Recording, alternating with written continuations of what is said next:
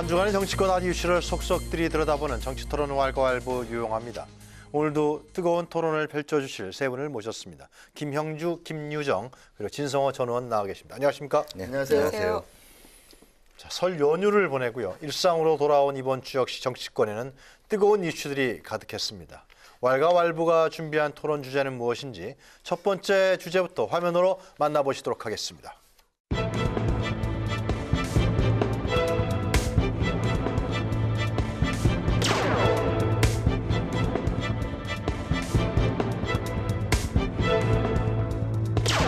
이번 설 연휴 기간 국회를 향한 민심은 차갑게 식었다는 것을 느꼈습니다. 국회가 이제 그만 싸우고 민생을 챙기고 경제를 살리는 데 매진해야 한다는 것이 국민의 질책이자 준엄한 요구입니다. 정말 못 살겠다. 못 살겠다 정말 갈아보자라는 것이 설 민심 아니었느냐 이런 생각이 들고요. 지난 설 연휴 동안 민주당이 보여준 여러 가지 모습은 결국은 김경수 부하기에 올인하고 있다. 국민들이 경제 걱정보다는 정부 여당 걱정을 먼저 하는 상황이 됐습니다. 경제 무능과 무책임에 더해서 민주정당으로서의 본분을 잃고 있는 민주당에 대해 국민들의 원성이 점점 더해지고 있습니다.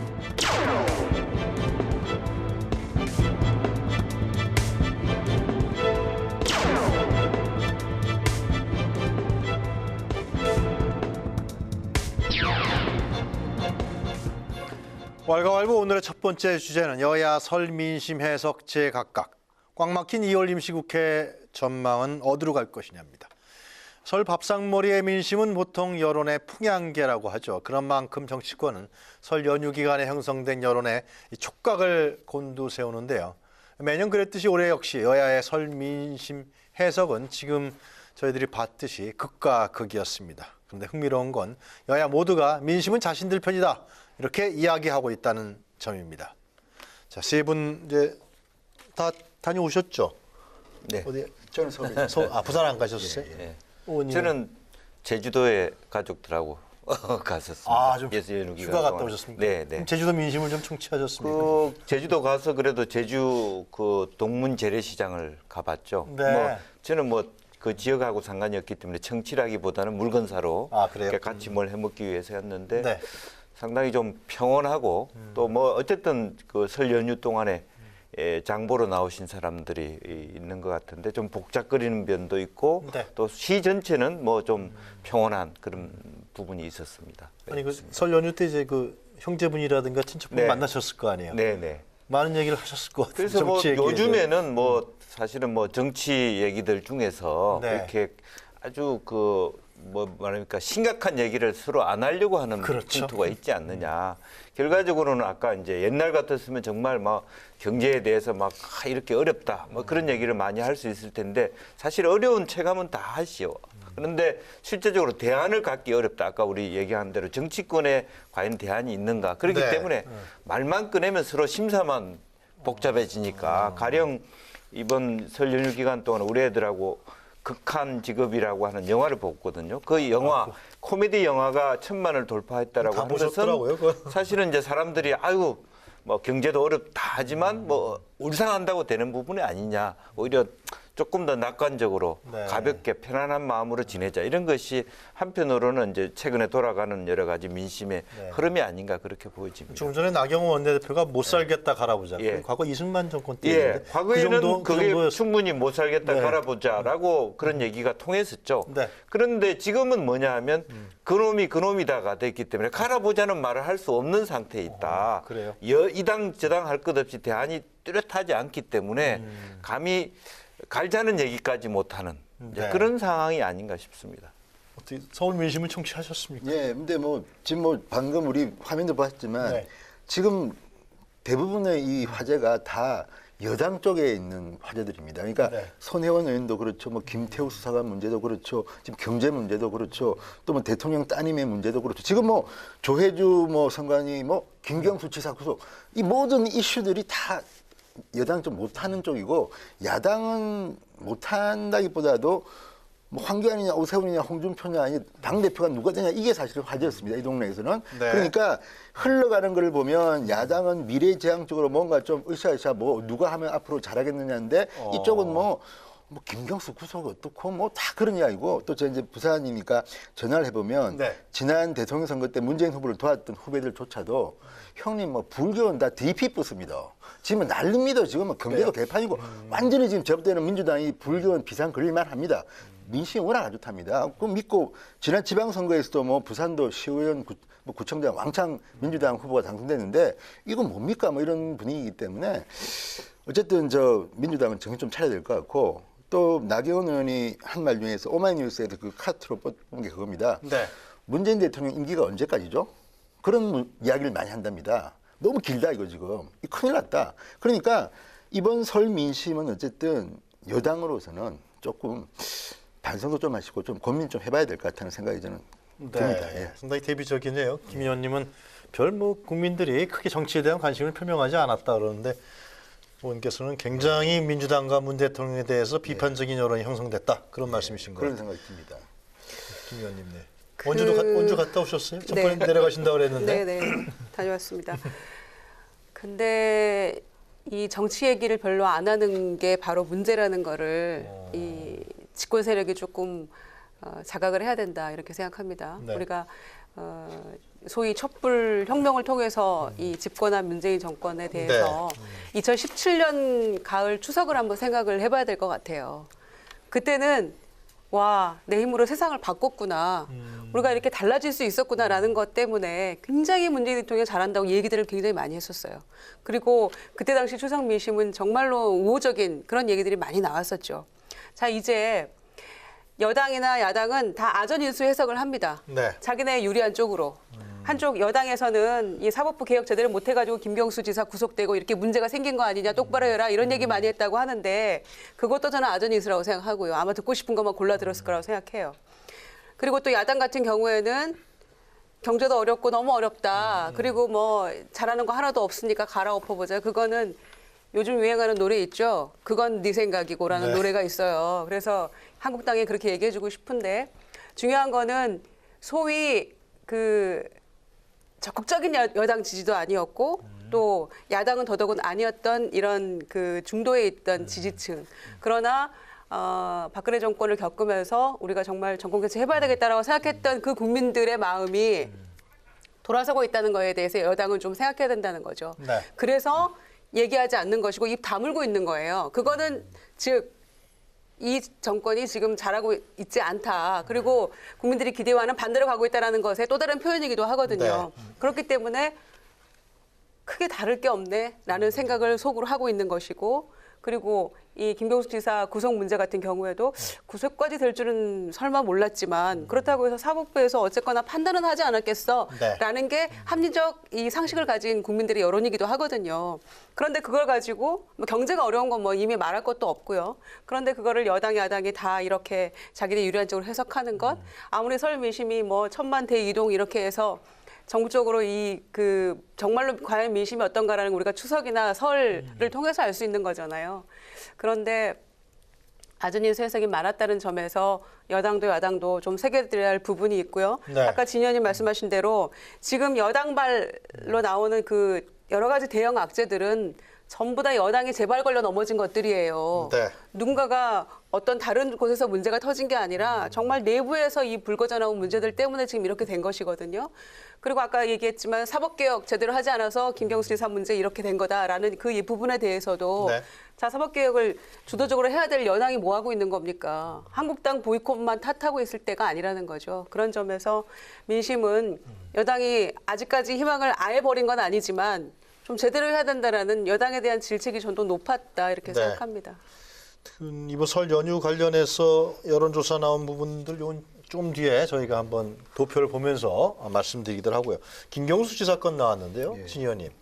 민주당에서는 이것 국민들이 김경수 지사를 재판부에서 구속시킨 거 실형을 내린 것은 에 대해서 국민들이 굉장히 분노한다 이런 반응을 하고 있어요. 민주당에서. 그 부분 때문에 네. 그 좀 보수 성향의 국민들이 또 화가 났습니다. 왜냐하면 네. 그 문재인 대통령 지지율이나 이게 좋을 때는 여론조사 이야기를 참 많이 했던 쪽이 민주당인데 이번에 제가 여론조사를 뭐 2개 정도 보니까 네. 그 RN서치라는 곳은 구속한 게 맞다는 게 뭐 52쯤 되고 그 안 된다는 게 한 36 정도. 그러니까 15% 포인트 차이로 어쨌든 구속이 맞다는 여론이 많았고 네. 리얼미터 조사도 한 10% 포인트 정도 구속이 맞다는 게 더 많았습니다. 그러니까 여론조사는 이렇습니다. 그런데 리얼미터가 46%, 예, 네, 뭐 30, 예, 그 그 정도입니다. 나왔을 그런데 거예요. 지금 민주당 의원님들이 말씀하시는 걸 보면 네. 설 연휴 민심을 들었더니 이건 상당히 부담하고 뭐 사법부 개혁해야 한다고 하고 심지어 이제 그 홍익표 대변인 같은 경우는 양승태 전 대법원장 그 협력 판사가 한 100명쯤 되는데 이 사람들 다 재판 맡기면 안 된다. 이거는 제가 볼 때는 좀 너무 나간 것 같습니다. 왜냐하면 이게 무슨 혁명도 아니고 판사, 이 삼권 분립된 국가에서 여당의 수석 대변이라는 분이 이렇게 말하는 거라든지 또는 그 구체적으로 개인 판사에 대해서 지금 뭐 탄핵하자는 목소리까지 나오는 걸 보면 네. 저는 이런 분위기는 조금 민주주의 국가에서는 있어서는 안 된다는 생각이 들고요. 또 하나는 이제 그 사법부를 비판하면 저는 서영교 의원이나 전병헌 전 정무수석처럼 재판 거래 의혹이 있는 분들이 여당에도 있습니다, 지금.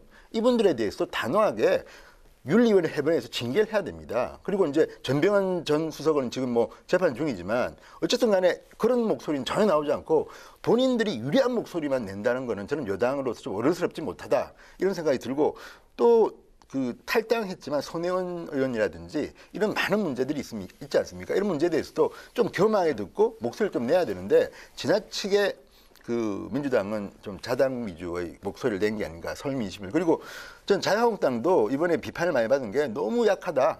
야당이 왜 이렇게 약하냐.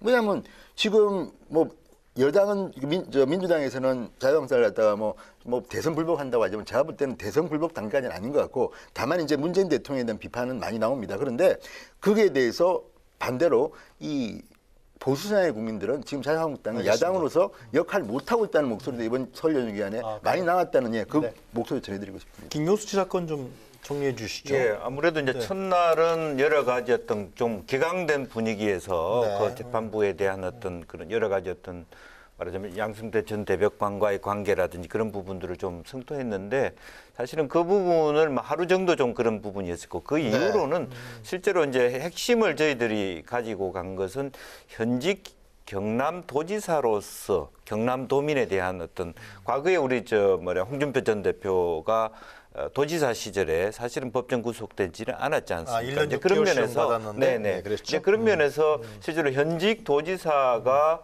물론 뭐 사안의 경중에 따라서 어떤 판사가 판단할 대목이지만 네. 그래도 어쨌든 도정을 운영하는 어떤 현 지사에 대해서는 좀 과했다. 이제 그런 부분이 집중돼서 그래서 그 이야기들을 저희들이 어쨌든 현재 경남도민을 위해서 좀 말하자면 이제 구속하지 않은 상태에서 재판을 받게 해달라. 이제 이런 논조로 논의가 되었던 보석 신청한다고 그러는 것 부분이고, 같은데요? 그래서 보석 신청할 수 있는 여러 가지 그런 부분으로 좀 당에서 차분하게 이제 집중해가는 이제 그런 상태에 있다는 말씀드리겠습니다. 알겠습니다. 덧붙이자면은 초반에 이 감정적이고 좀 즉흥적인 대응에 대해서 당 내에서도 조금 우리가 좀 과도했다 이런 얘기가 나오고 있기 때문에 거기에 귀를 기울였기 때문에 이제 곧바로 조금 뭐 사법부의 전면전은 아니다. 뭐 네.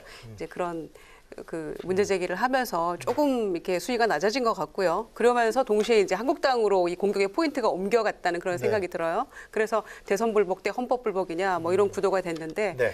이 설이 지나고 나서 민주당도 그렇고 그다음에 한국당도 그렇고 아마 그 부분에 대해서는 조금 서로 이 자제하면서 다른 얘기로 조금 물꼬를 터가고 있는 게 아닌가 그렇게 생각합니다.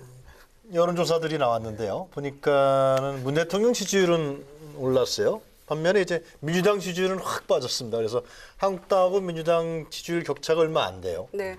네, 이런 부분들은 어떻게 먼저 대통령 지지율부터 먼저 얘기를 할까요? 어떻게 우리가 해석을 해야 됩니까? 그러니까 리얼미터가 2월 네. 8일 날 조사한 걸 보니까 네. 거기에서는 지금 이제 민주당하고 한국당 지지율이 10%가 꽤 차이가 안 나더라고요. 지금 현재 화면에 나오는 건 대통령 네. 지지율입니다. 그러니까 당 지지율은 그렇고요. 대통령 지지율은 오히려 조금 올라갔는데 아마 이거는 트럼프 대통령 2월 5일 날 국정연설 통해서 네. 그 제2차 북미 회담 얘기가 나왔기 때문에 거기에 대한 어떤 이 기대감이나 반사 이익이 아닐까 이렇게 생각하고요. 또 그리고 이제 그 과정에서 우리도 어떤 역할이 있었기 때문에 네. 이를테면 비건 대표가 또 지난번 1차 회담 때와는 달리 또 직접 청와대에 와서 또 얘기도 하고 좀 논의 끝에 또 이제 북한에 가서 실무 협상 중인 거 아닙니까?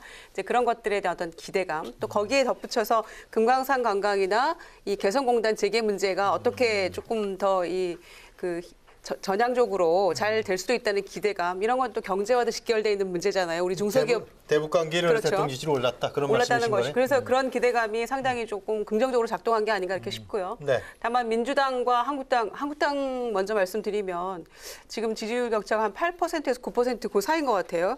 그거밖에 차이가 안 나요. 민주당과 한국당이. 그래서 이 여당이 못하면 여당이 실정하면 반사이익으로 산다고 하지만 이렇게 아무것도 안 하고 이렇게 이 지지율이 올라갈 수 있을까 그래서 정말 한편으로 운이 좋다는 생각도 들고요. 한국당 올라간 한국당이 거? 올라간 거. 그러니까 거의 지금 30%에 육박하는데 우리가 예. 상상이나 했습니까? 불과 몇 개월 전만 해도. 그러니까 대선 주자가 총 출동한 전당대회 컨벤션 효과가 있다고 치더라도 네. 저는 이 부분에 대해서는 단순히 그 이유뿐만이 아니고 아까 서두에 말씀드린 것처럼 민주당이 여러 가지 측면에서 김태우, 신재민, 네. 손혜원 또 그 아세안 발언했던 경제부장관 누구죠? 김현철. 김현철, 예. 포함해서 뭐 이 따님 얘기부터 해서 뭐 온갖 이야기들이 다 이렇게 축적된 거잖아요. 그리고 김경수 도지사, 안희정 전 지사에 네. 이르기까지 그런 문제들 때문에 그 거기에 대한 그 민주당의 대응 이런 것들이 국민의 마음을 좀 불편하게 했다 이렇게 생각합니다. 네. 이를테면 김경수 지사 건 아까 말씀 나눴습니다만 안희정 지사 건에 대해서도요.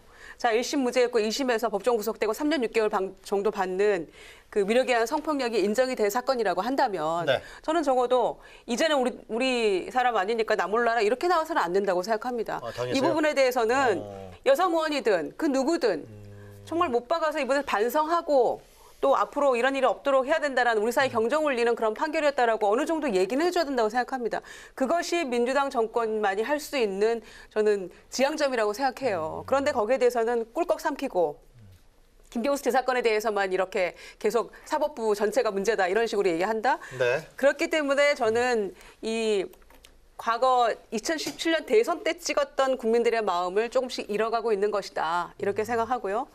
반대로 자유한국당 같은 경우에는 별로 하는 일 없이 컨벤션 효과 플러스 여당의 실책으로 인해서 정말 운 좋게 이어가고 있지만 이런 식으로 정치가 양당이 모두 좀 발전적으로 가야 되는데 다 못하는 방향으로 이렇게 자꾸만 내려가면 하향 평준화될 수밖에 없다. 네. 이렇게 저는 생각합니다. 이 부분에 조금 이제 그 과학적으로 좀 반박을 하자면 과학적이요? 과학적으로 뭐냐면 어떤 과학인지 한번 들어보세요. 이 지금 만약 여당이 너무 못해서 이제 그 반사기라는 건 좀 동의합니다만 그러면 여당이 잘못하는 것 때문만에 자유한국당이 올라갔다고 보기는 좀 그런 게 첫째 과거에는 이런 조사라면요.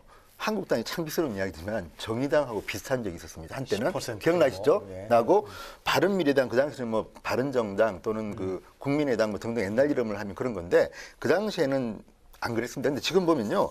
야당 중에서도 자유한국당은 지금 쫙 올라가고 있고 나머지는 쫙 내려가고 있습니다. 지금 보세요. 지금 뭐 다른 정당이가 말 안 하겠지만 뭐 네. 바른미래당, 정의당, 민평당은 더 그렇습니다. 이게 뭐 좀 그렇죠. 그러니까 근데 왜 그러면 한국당 올라가느냐? 그거는 국민들의 마음입니다. 그게 우리가 이렇게 평한다고 되는 게 아니라 알아서 지금 올려주시는 거고 또 하나는 지금 어쨌든 알아서 올려준다고요?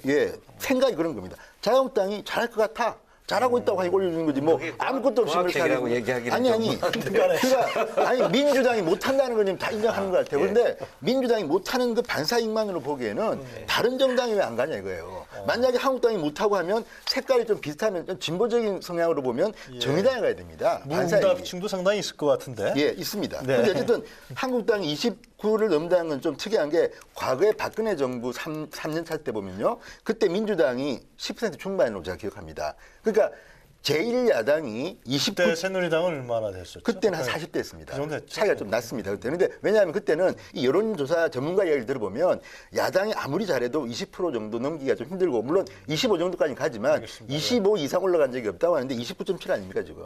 이거는 뭔가 조금 알겠습니다. 분석해봐야 되는 것이고 또 일부는 분석 좀 많이 하신 것 같습니다. 문재인 대통령의 지지율은 15% 정도 플러스 마이너스 해라는 거예요. 무슨 이야기냐면요. 지금 40군데 이게 좀 일반 국민 정서하고 차이가 날 수가 있다는 겁니다. 왜?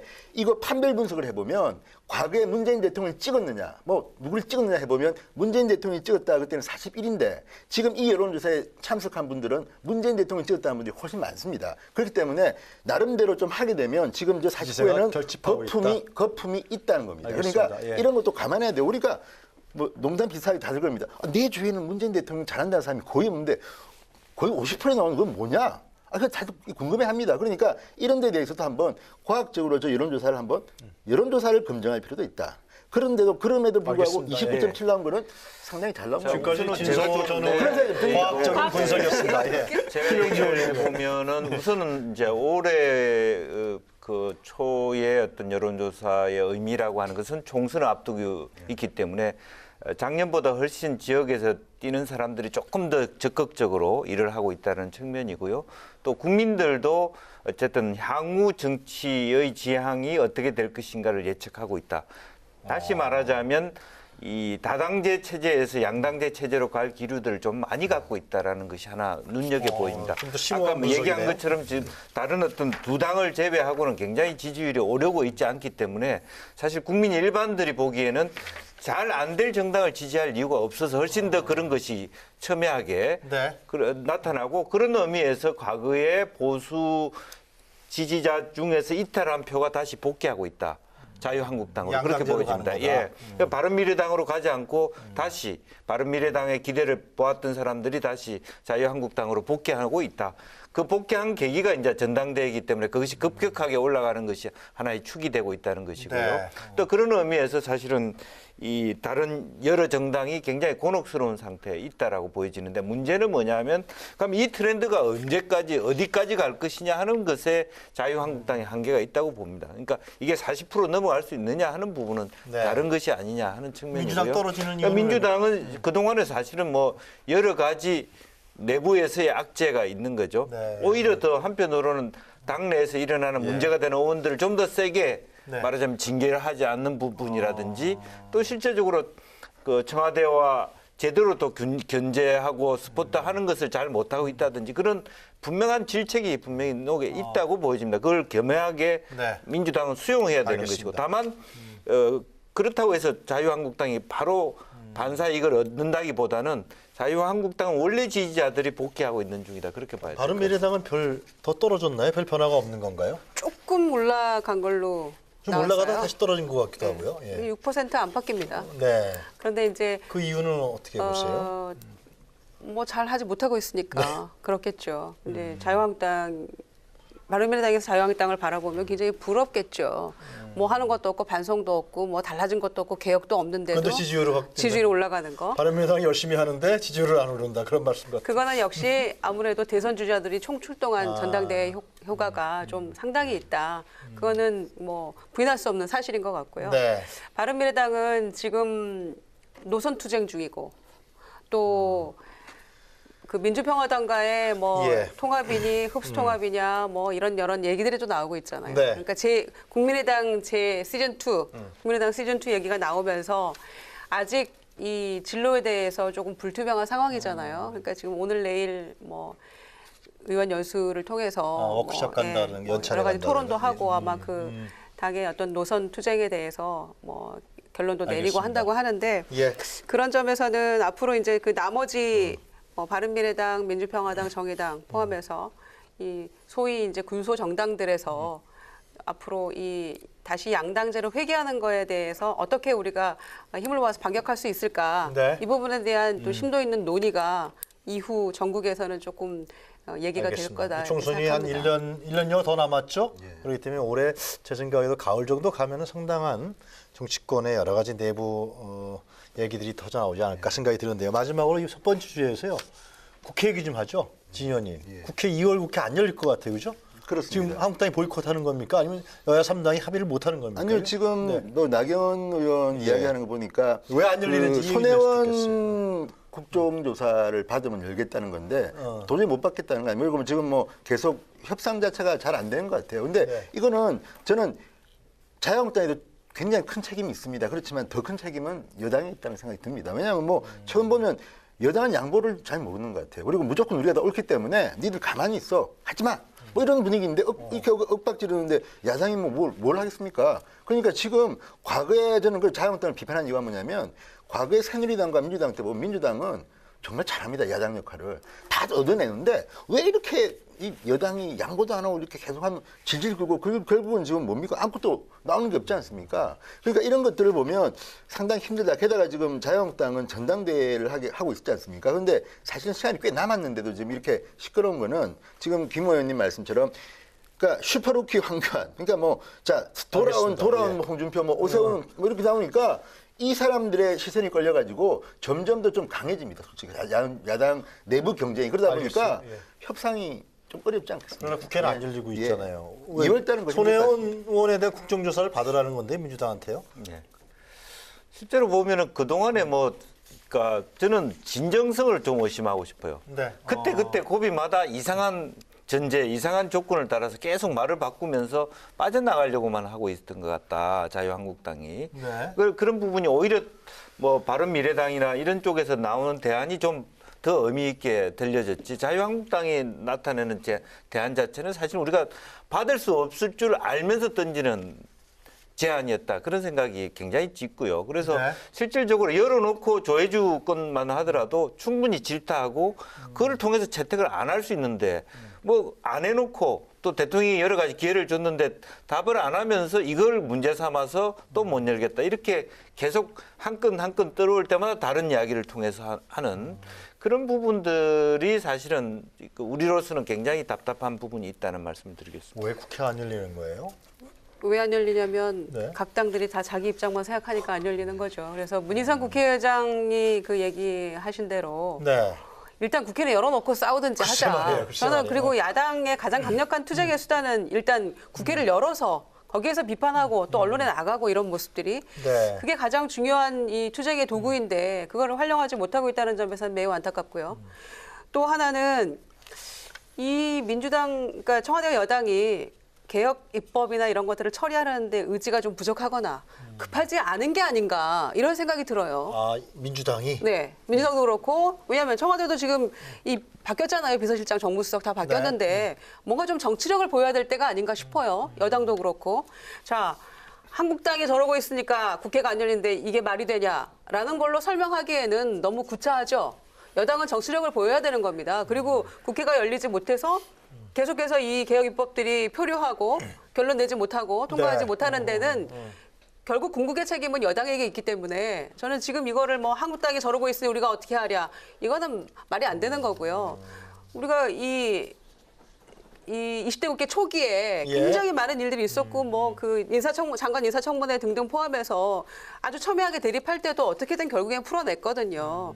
조금 양보하고 조금 손해 보면서 풀어내야 예. 되는 건데 지금은 그냥 말로만 이렇게 하면서 표류하는 거를 방관하고 있는 게 아닌가. 민주당도 아닌 손혜원 의원에 대해서 국조를 왜 못 받습니까? 받아야 된다고 보시는 거예요? 받아야죠. 국조 받으면 그 이해충돌 관련해서 의원 전수조사도 당연히 받겠다. 이거 나경원 의원이 선언한 거 아닙니까? 나경원 대표가. 그거 왜 못 받죠? 그리고는 이제 우리 당 아니고 무소속이니까 뭐 우리는 할 얘기 없다라고 이렇게 뒤로 빠지는 게 그게 그 온당한 태도입니까? 조금 비겁해 보이지 않아요? 제 생각은 그렇고요. 그래서 청와대 여당 할 것 없이 전부 다 좀 정치력을 좀 보여서 네. 해야 된다.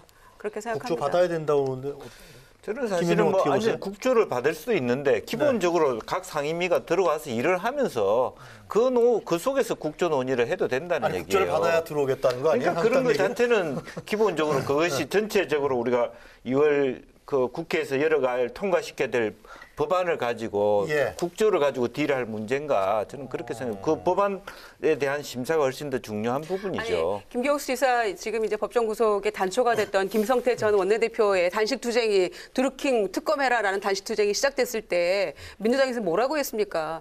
그게 특검할 사안인가?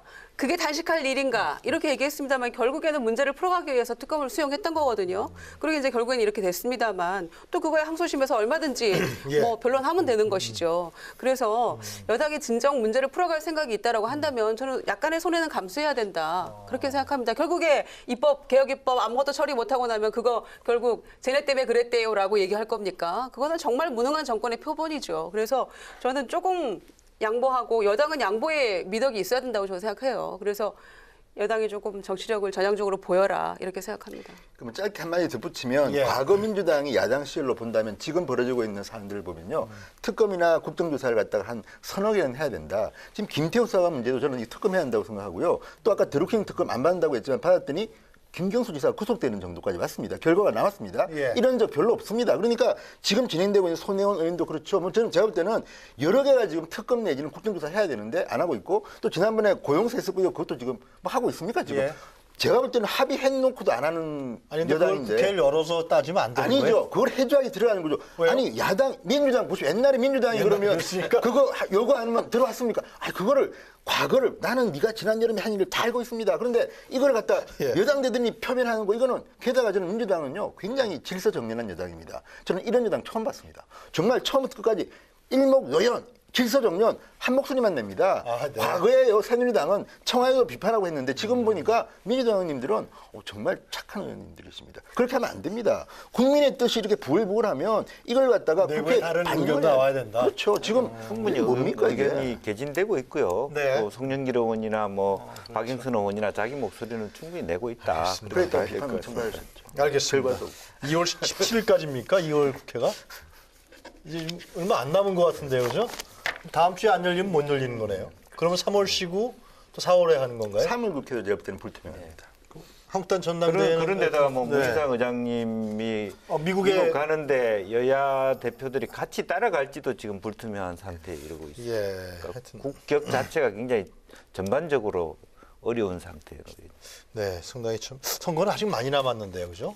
총선 많이 남았는데 국회는 열리지 않는다. 다시 한번 또 국민들 입장에서 국회가 왜 안 열리느냐, 국회의원 세비 문제 다시 나오지 않을까 그런 생각도 좀 해봅니다. 자, 첫 번째 주제는 이 정도에서 정리하고요. 두 번째 주제 화면으로 먼저 만나보시도록 하겠습니다. Much work remains to be done, but my relationship with Kim Jong-un is a good one.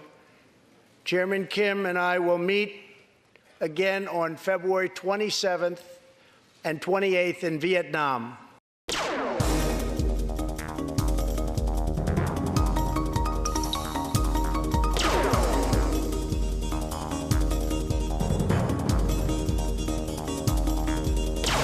일차 정상회담이 북미 관계 개선과 한반도 비핵화 논의의 출발을 알리는 만남이었다면 2차 정상회담은 실질적 성과를 내는 회담이 될 것입니다. 비핵화 없는 종전선언은 동의하기 어렵다는 말씀을 다시 한번 드립니다. 정부는 비핵화에 대한 그림을 내놓길 바랍니다. 제2차 북미 정상회담을 계기로 모든 게 하루아침에 이루어지지는 않습니다. 지나친 기대는 건물이며 정부는 조급증에서 벗어나 차근차근 미래를 준비하기 바랍니다.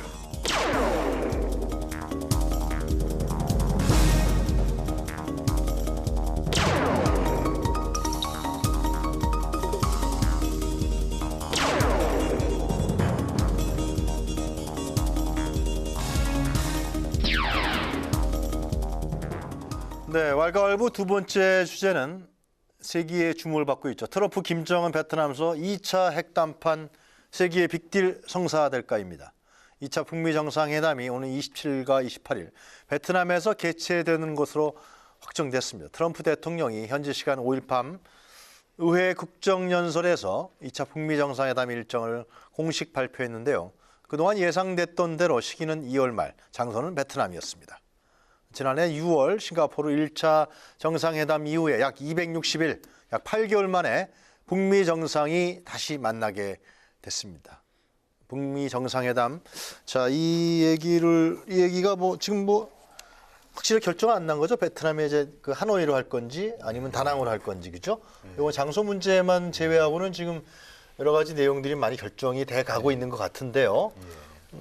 어떻게 전향적인 방향, 그러니까 영변의 핵폐기를 하면서도 또 상응 조치, 종전선언이라든가 제재 완화라든가 이런 부분들이 상당히 딜이 이루어지고 있다 이렇게 봐야겠죠. 진도는 지금 나가는 것 같습니다. 네. 그런데 이제 문제는 결정적으로 중요한 것은 원칙이죠. 그러니까 확실하게 비핵화 우리가 이제 이 미국이 VBID 뭐 여러 가지 이야기 했는데 네. 확실하게 검증할 수 있는 비핵화가 이루어지느냐가 관건이고요. 또 하나는 그 지금 미국 의회가 사실 3월부터 이제 하원이 본격적으로 민주당에 접수합니다. 그래서 2월 말에 트럼프가 가는 이유 중에 하나도 빨리 어쨌든 이 하원이 장악되기 전에 이제 가시는 것 같은데 지금 트럼프가 어떤 결정을 내리더라도 미국 하원이나 언론에서 받아줄지도 지금 미국에서 지금 논란입니다. 왜냐하면 지금 트럼프가 미국에서 굉장히 몰려 있습니다. 뭐 여러 가지로. 그러면 자기의 어떤 정책 입지를 위해서 김정은과 이런 어떤 결과를 가진 어떤 그런 빅딜을 할 경우에 네. 미국 내에서도 논란이 있을 수 있고 다만 저는 개인적으로는 그런 희망을 가져봅니다. 만약에 진짜 이번에 다낭이든 뭐 하노이든 간에 정말 훌륭한 이 회담이 돼가지고 결정이 잘 나서 비핵화를 완전히 김정은이 한다면 저는 뭐 박수 치겠습니다, 진짜. 근데 지금 이게 계속 뭐 연기되고 좀 중간에 삐걱거리고 하면서 점점 이게 조금 그 기대가 조금 낮아진 것 같은 게 제가 이 기사에 대한 어떤 그 흐름을 보니까 네. 과거에 그 작년 6월이나 또 이럴 때 어떤 국민들의 기사에 대한 관심 그때는 거의 뭐 기사들이 뭐 네이버나 다음에 보면 거의 대부분이 그 기사였습니다. 그리고 엄청나게 많이 봤는데 이번에는 설 연휴 때 이런 기사들이 나오는데 별로 안 봐요, 국민들이. 그거 좀 이상하고 또 기사거리도 읽어보면 내용이 실질적으로 좀 없습니다. 그러니까 비건이 뭐 평양에 갔니, 뭐 서울에 오니, 뭐 이런 어떤 형식적인 것들은 나오지만 실질적으로 어떤 물밑대화가 와서 어떤 실질적인 분위기가 있는지는 잘 모르겠습니다. 그러니까 이것들의 이 불확실성을 얼마나 트럼프와 김정은이 제거해 주느냐. 네. 저는 이래서 정상회담이 성공한다면 박수치고 앞으로 이제 한반도는 평화로 가는 건데 다만 나경원 원내대표 얘기했지만 실질적인 비핵화가 아니라 그냥 그 양쪽의 어떤 정치적 효과를 위한 그런 식으로 만약 정상회담이 끝난다면 우리 국민들도 이제 굉장히 오랫동안 이 정상회담을 봐왔기 때문에 실망할 수도 있겠다. 그러니까 알겠습니다. 좀 주셔야 된다는 생각이 2차 듭니다. 북미 정상회담에 대해서 여권에서는 어떻게 보세요? 우선 뭐 예. 그 이번 그 북미 정상회담을 통해서 일정 정도의 북한의 비핵화의 진정성이 드러나고 또 거기에 따라서 트럼프 행정부가 그에 상응하는 조치들을 고려하고 있다. 네. 그래서 평양에서 김혁철하고 비건하고 만나는 것도 2일, 3일 길게 만나는 것도 일정 정도 말하자면 가이드라인을 갖고 있지 않느냐. 굳이 끈끈이 트럼프와 얘기 안 해도 될 정도로 비건에게 권한을 많이 줬다는 것은 예. 상당히 어떤 결론을 좋은 성과를 낸다는 전제가 있다라고 보여지고 이제 그것의 하나가 우리 한국에 미치는 또 긍정적인 영향은 어떤 형태로든 말하자면 미국이나 유럽이 가져왔던 북한에 대한 경제적 제재가 일정 정도 풀린다 몇 개는 네. 이제 그런 전제였으면 그 과정을 통해서 개성공단 문제라든지 혹은 남북 간의 어떤 의료라든지 그런 보건 협력이라든지 또 풍력이라든지 이런 에너지에 대한 협력이라든지 또 금강산 관광 또 이산가족 상봉 이런 여러 가지 그동안에 우리 민족이 해왔던 그동안에 답보 상태에 있던 부분들을 하나하나 풀 수 있는 계기가 되고 네. 또 그런 것이 일정 정도 이미 현대아산그룹이라든지 이런 그룹에서 이제 북한이 경제 제재가 풀릴 걸 전제로 하는 여러 가지 준비를 하고 있지 않습니까? 그래서 우리 경제에 미치는 긍정적 영향도 있을 수 있다는 기대를 갖게 한다고 봅니다. 그리고 네. 국민들도 그런 부분에 대해서 상당히 많은 기대를 하고 있다. 그렇게 볼 수 2차 북미 있습니다. 정상회담에서 나름대로 성과가 있을 거다. 그런 판단을 저는 그렇게 비핵화의 생각을 대부분과 하고요. 제재 완화가 네. 성과가 있을 것이다. 그렇게 판단하시는 것 같아요. 비건 대표하고 김혁철 대표의 네. 실무 협상이 사실은 2차 북미 정상회담의 성패를 좌우하는 그 실무 협상의 네. 그 성패가 2차 북미 정상회담의 성패를 좌우하는 것이 될 것이다라는 게 중론이죠. 네. 그런 점에서 상당히 뭐 단번에 문제가 있다면은 협상이 네. 좀 지지부진했다면은 바로 끝낼 수도 있는 건데 또 평양까지 가서 여러 가지 뭐 리스크를 감수하면서 평양에 가서 또 2박 3일 이상의 일정을 보내면서 협상에 임하고 있는 것 자체가 네. 상당히 좋은 시그널이다. 뭔가 얘기가 그래도 좀 밀도 있게 잘 돼가고 있는 거 아니냐라는 게 이제 기대 섞인 그런 희망이고요. 또 트럼프 대통령 같은 경우에는 2월 5일 있었던 그 국정연설에서 내가 대통령 아니었으면 전쟁 났다. 수백만 명이 지금 그런 얘기를 했죠. 죽을 수 있다. 지금 그런 얘기 했었는데 이제 그만큼 뭔가 이 북한과 미국의 두 정상이 뭐 호랑이 등에 올라탔다 이런 얘기도 합니다만은 뭐 한반도 운전자론에 빗댄다면은 차에 탔는데 그 브레이크 밟을 수 없는 상황인 거죠. 어떻게든 진척이 이루어져야 되고 그 브레이크 밟고 내리면은 둘 다 다칠 수 있는 그런 상황이기 때문에 아마 트럼프도 지금 하원은 민주당이 장악했죠. 내년에 대선 또 재선을 노리고 있는 그런 상황이죠. 또 그전에 민주당 정권이 할 수 없었던 걸 나는 해낸다는 거를 뭔가 보여주고 싶어하는 그런 또 쇼맨십도 강하죠. 그렇기 때문에 아마 어떻게든 얻으려고 하는 게 있기 때문에 그래서 여태껏은 뭐 무조건 그 비핵화가 우선이다라고 했던 미국도 한 발 물러선 거잖아요. 사실은 단계적 어떤 핵폐기 문제랄지 거기에 또 상응하는 제재 완화랄지 이런 거에 네. 대해서 모든 걸 다 오픈해놓고 긍정적으로 지금 논의하고 있는 그런 사인을 비건 대표도 많이 보여줬잖아요.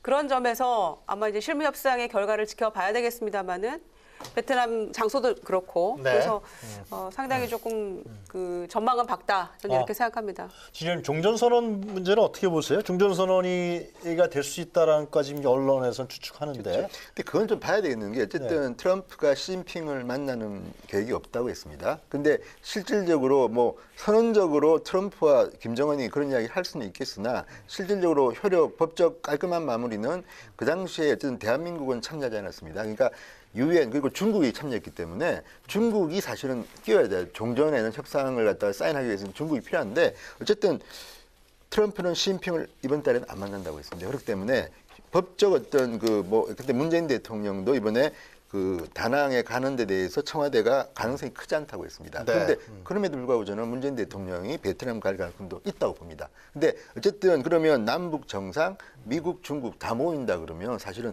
종전선언 같은 것들이 나올 가능성이 높은데 지금 현재는 잘 모르겠고요.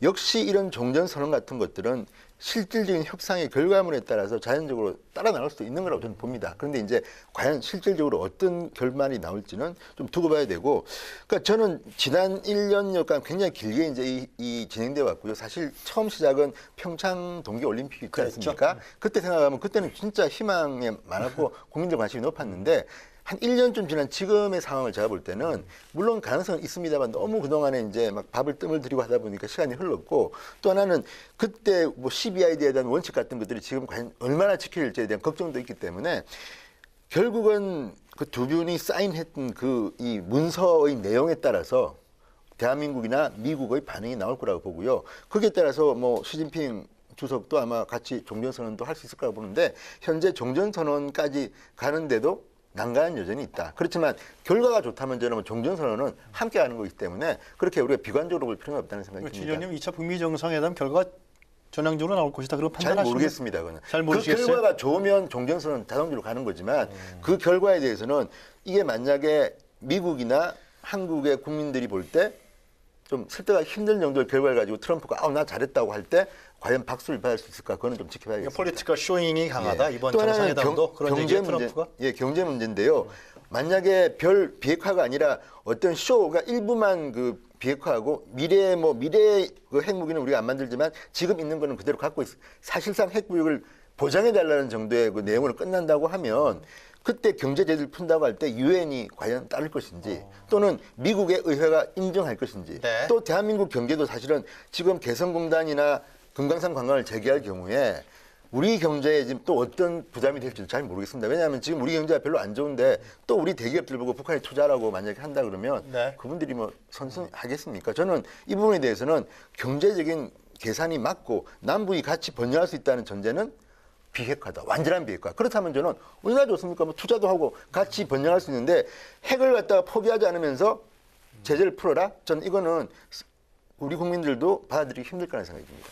우선은 좀 종전선언은 그러니까 대북 제재와 핵 비핵화를 묶는 건 말이 된다고 봐요. 네. 근데 종전선언이 꼭 비핵화의 완전한 비핵화에야만 따라 붙을 것이냐 그건 저는 좀 생각이 다르거든요. 왜냐하면 휴전 중에 있는 걸 종전시키는 것 자체가 나쁠 이유가 전혀 없다. 그리고 어려운 프로세스가 아니라고 보여지거든요. 정치적 사실은. 선언이라고 얘기를 예, 하죠, 지금. 정치적 선언이기면 해당자가 일정한 미국, 중국도 사실은 그 자리에 와서 종전했다고 그냥 사진 하나 찍음으로도 되는 부분이고 그 다음 단계가 실제로 중요한 부분이거든요. 완전한 비핵화를 만들어가기 위한 검증이라든지 이제 그런 것들을 국제적 공조를 통해서 하고 그게 따라서 대북 제재를 하나 풀어가도 되는 문제라고 보여져서 네. 너무 종전선언이라는 걸 가지고 그걸 너무 애지중지하고 하나의 어떤 조건적인 그 결론으로 나아간다는 것도 저는 동의하기 어렵고 또 하나는 네. 실제로 북한에 투자하라고 하는 것이 지금 이 한국 사회에서의 기업들한테 부담이 될 거냐 저는 그렇지 않다고 생각합니다. 오히려 새로운 말하자면 투자 또 SOC가 현재 없는 상태에서 북한에 대한 투자라고 하는 것은 하나의 새로운 기회가 될 수 있다. 현재 기업들은 그렇게 생각한다고 네. 보여요. 제가 짧게 반론 하나면요. 첫째, 지금 우리나라가 북한에 빌려줄 건 해가 못 받은 돈이요. 조단입니다, 지금. 북한은 이런 경제 문제에서 굉장히 국제적인 룰을 어긴 국가이기 때문에요. 문제가 있고 또 두 번째, 네. 지금 종전선언이 뭐 선언적으로 끝나면 된다고 하지만 그건 아닙니다. 무슨 이야기냐면요. 국방을 왜 하냐면 전쟁이 안 일어나죠, 솔직히. 우리나라는 침범 안 합니다. 그렇지만 왜 그러면 국방이 중요하냐? 최악의 상태를 대비하는 겁니다. 그런데 지금 우리가 북한과 이게 총뿌리를 겨누고 있는데 자, 선언을 합니다. 종전됐다. 그러면요. 왜 대한민국에 미군이 있어야 됩니까? 이 논의가 종전선언이라는 게 왜 좌파들이나 지금 김정은이가 요구하냐면요. 네. 그 근거를 만드는 겁니다. 그러니까 우리는 별거 아니라고 하지만 군인들한테 한번 물어보십시오. 이게 얼마나 중요한 건지. 종전하고 지금 대한민국은 지금 종전이 아닙니다. 정전 상태 아닙니까? 그런데 이걸 갖다 종전선언을 한다는 거는 지금 대한민국에 있는 미군 의미가 묘해집니다. 지금하고는 달라지는 겁니다. 그렇기 때문에 여러 가지 문제로 북한은 전쟁할 준비가 되어 있는데 우리가 군사를 갖다 약화시킵니다. 저는 지금 이 문제에 대해서 주둔시키기 위해서 종전선언을 예비역 장군들이요. 지금 굉장히 말이 걱정한 됩니까? 이유가 이겁니다. 예비역 장군들이 모이고 좀 협회 만들고 좀 하는 이유가 뭐냐면 그분들이 보시기에 국방은 말입니다. 우리가 한번 당해보지 않았습니까? 북한은 남침했던 나라입니다. 전쟁 범죄자들입니다. 그런 나라를 믿고 지금 우리가 정전선언하고 뭐 군비 축소하고 뭐 합니까? 그거는요. 그렇게 하면 안 된다고 저는 생각합니다. 그러니까 그렇게 이 얘기하면 문제는 기본적으로 협상의 비핵화가 파트너로서 인정을 못하는 거잖아요. 아니 비핵화가 안 되고 북한은 핵무기 지금요 군사력이 우리 2배쯤 되는 거 아시죠? 네오콘과 똑같은 입장 아닙니까? 아닙니다. 그것은? 그럼 또 하나는요. 축을 그대로 보는 상황에서 지금 협상과 좀 만약에 미군이 철수한다면요, 저는 우리나라도 핵을 가져야 됩니다. 그래야지 대등한 관계로 사실은 방어할 수가 있는 거죠. 사실은 미군 주둔의 문제는 중국과 북한이 다 용인했기 때문에 이 논의가 시작된 겁니다, 사실은.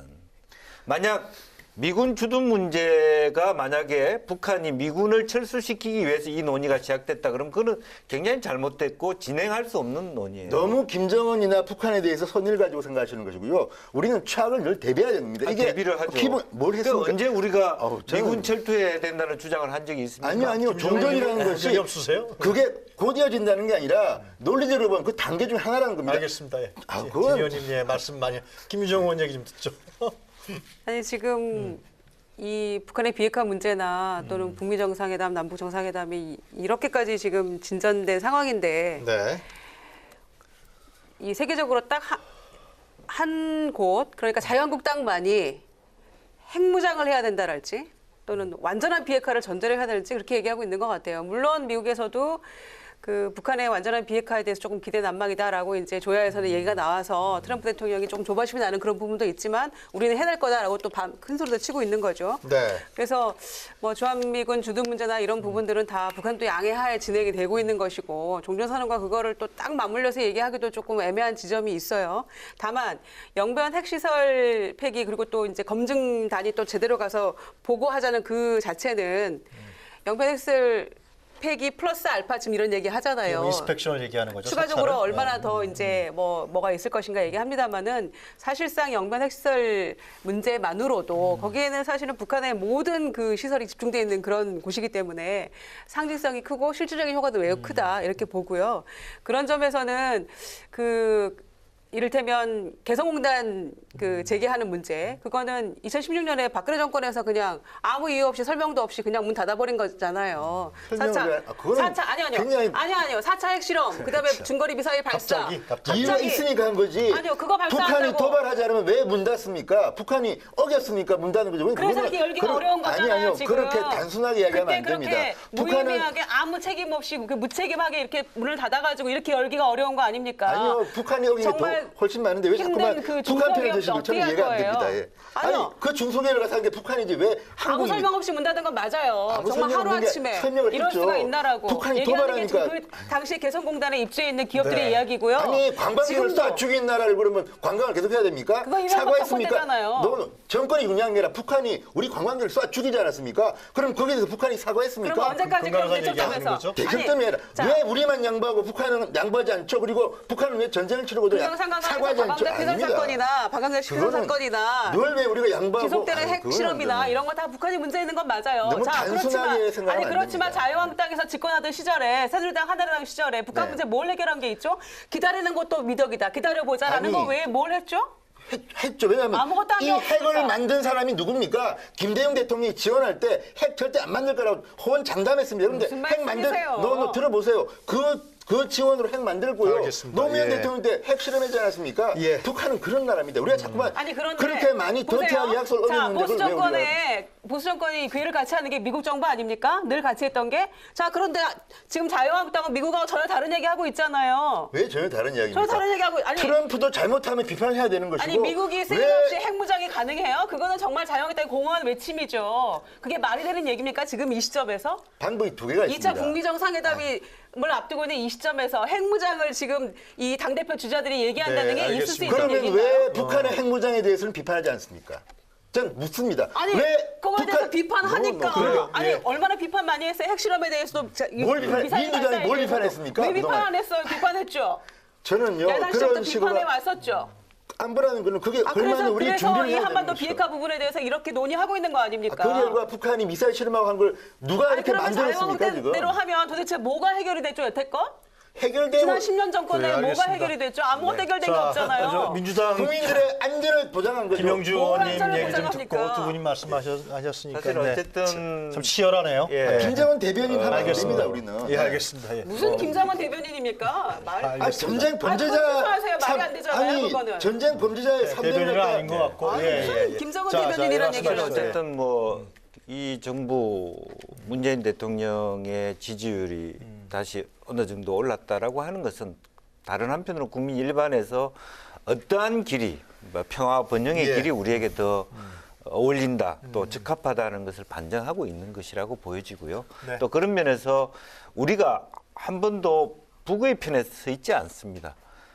중재자 또 우리 한국의 어떤 예. 말하자면 자위 스스로를 이렇게 보호할 수 있고 또 전략적 동반자 관계를 그대로 유지하면서도 평화의 길을 갈 수 있다 저는 그렇게 생각합니다. 하여튼 뭐 2차 북미 정상회담 27, 28일에 열리는 건 뭐 확정된 것 같고요. 그 결과가 좋으면 또 이제 김정은 답방이 이루어질 것 같고 또 그러다 보면 이제 뭐 한중 시진핑 주석과의 회담이 열려질 것 같은데요. 지금 뭐 말씀들 논의하는 과정에서 저도 느꼈습니다. 우리 대한민국 안에서의 의견 부분에 대한 통일 문제, 특히 정치권, 국민들은 많은 의견이 통일되는 것 같고요. 특히 정치권에서의 이 문제에 대해서 의견들이 좀 조율되고 하나로 같이 나갈 수 있는 이런 부분들 국회가 빨리 열려야 이런 얘기도 좀 할 것 같아요, 그죠? 예, 그런 부분들이 좀 아쉽다 그런 생각이 듭니다. 자, 토크 마무리하기 전에요. 사진 한 컷 보도록 하겠습니다. 김유정 전 의원께서 선정하신 사진 한 컷 보도록 하겠습니다.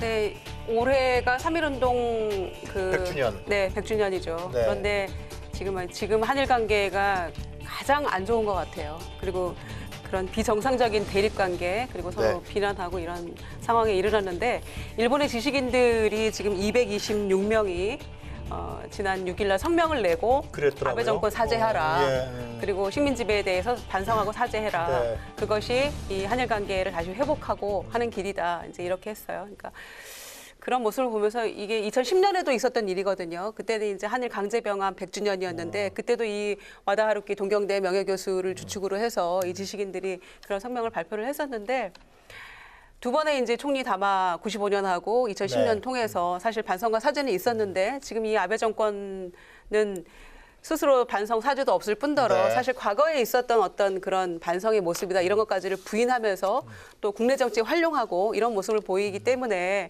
지금 한일 관계가 이렇게 더 악화됐다 지금 네. 이런 얘기거든요. 그래서 그래도 양심적인 지식인들이 살아 있구나 일본에. 그래서 뭐 우리도 일본에 대해서 사죄도 요구하고 끊임없이 앞으로도 지속하겠습니다마는 위안부 문제나 강제징용 배상 문제 포함해서 또 초계기 뭐 하는 문제랄지 이런 것들 다 굉장히 어떤 의미에서는 굉장히 외교적으로도 풀 수 있는 문제인데 아베 정권이 끝내 지금 이거 모든 것들을 거부하고 부인하고 또 뭐 국제재판으로 끌고 가려고 하고 이런 모습이잖아요. 그래서 이 지식인들의 목소리에 좀 귀를 기울이고 또 이 식민지배 피해 당사자국인 우리 대한민국의 목소리를 좀 귀를 기울여서 조금 한일 관계가 지금 같은 모습 말고 조금 더 긍정적인 방향으로 나갔으면 좋겠다. 그 전제는 이 지식인들이 주장한 대로 아베 정권의 반성과 사죄가 우선돼야 된다 이렇게 왜냐면 생각합니다. 오늘이 2월 8일이잖아요.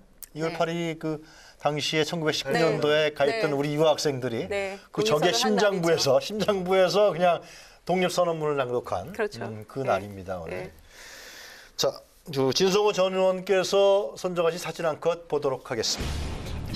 저게 이제 어제 한 종편의 유영하 변호사가 나왔습니다. 근데 유영하 변호사는 지금 현재 박근혜 전 대통령을 유일하게 면회할 수 있는 분으로 알려지고 있습니다. 그러니까 뭐 대리인 내지 대변인이라 그러는데 저분이 나와서 박근혜 대통령의 최근 근황을 소개하면서 황교안 전 총리에 대해서 황교안 전 총리는 친박이 아니라는 뉘앙스의 발언들을 쫙 했습니다. 그리고 그리고 홍준표 전 대표에 대해서도 과거에는 그렇게 대하더니 지금은 뭐 박근혜 대통령 석방 운동을 한다니까 일관성이 없다고 비판을 했습니다. 저는 뭐 유영하 변호사가 이런 이야기는 할 수는 있을 거라고 보고 유영하죠. 용화가 아닙니다. 근데 이분이 하는 건 좋은데 제 걱정은 이겁니다. 저는 이 보수 정치의 문제 중에 하나는 박근혜 대통령을 넘어서지 못했다는 겁니다.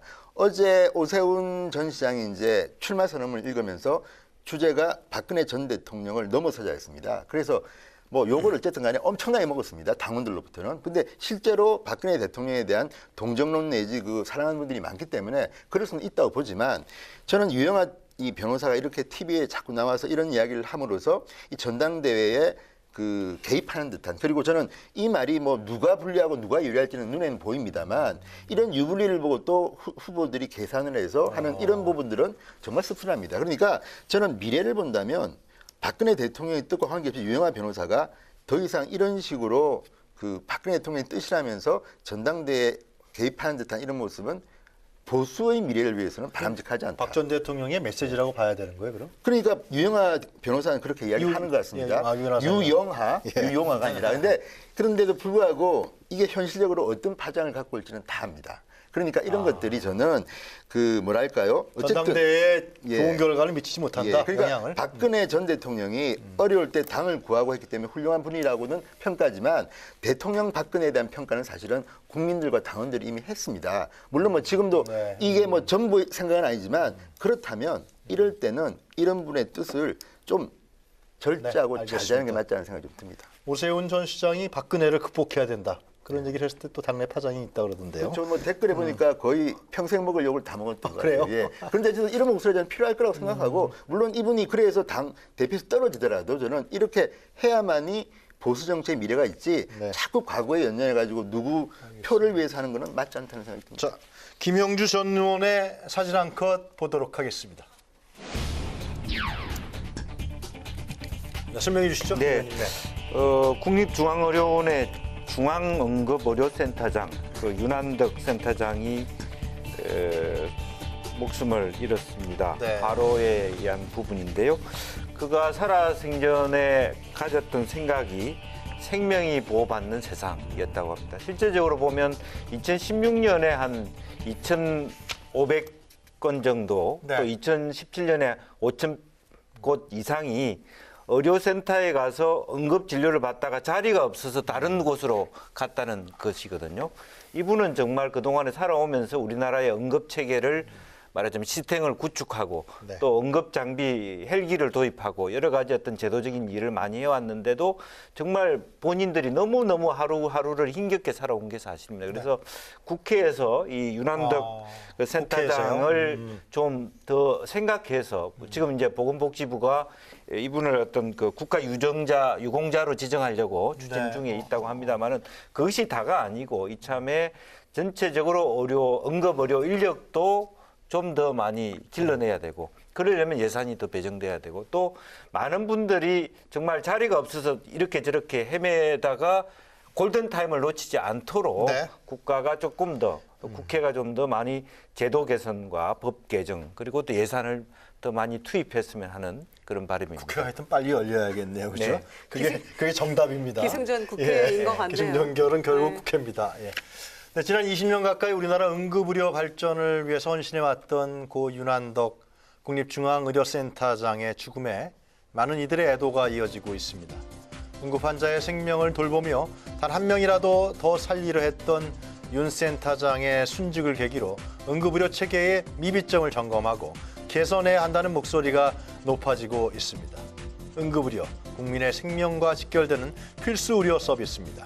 정부는 이제라도 열악한 응급의료 체계를 전면적으로 개편해서 응급 환자는 빠른 시간에 적정한 수준의 의료 서비스를 받고 또 의료 인력들도 인간답게 근무할 수 있는 환경을 하루빨리 만들어야 하겠습니다. 자, 정치토론 왈가왈부 오늘은 여기까지입니다. 오늘 세 분 수고하셨습니다. 감사합니다. 감사합니다. 저희는 다음 주 금요일 이 시간에 다시 찾아뵙겠습니다. 아니 오늘 주제 가지고 내가 진영님하고 이렇게 시청률이 더 안 나오세요?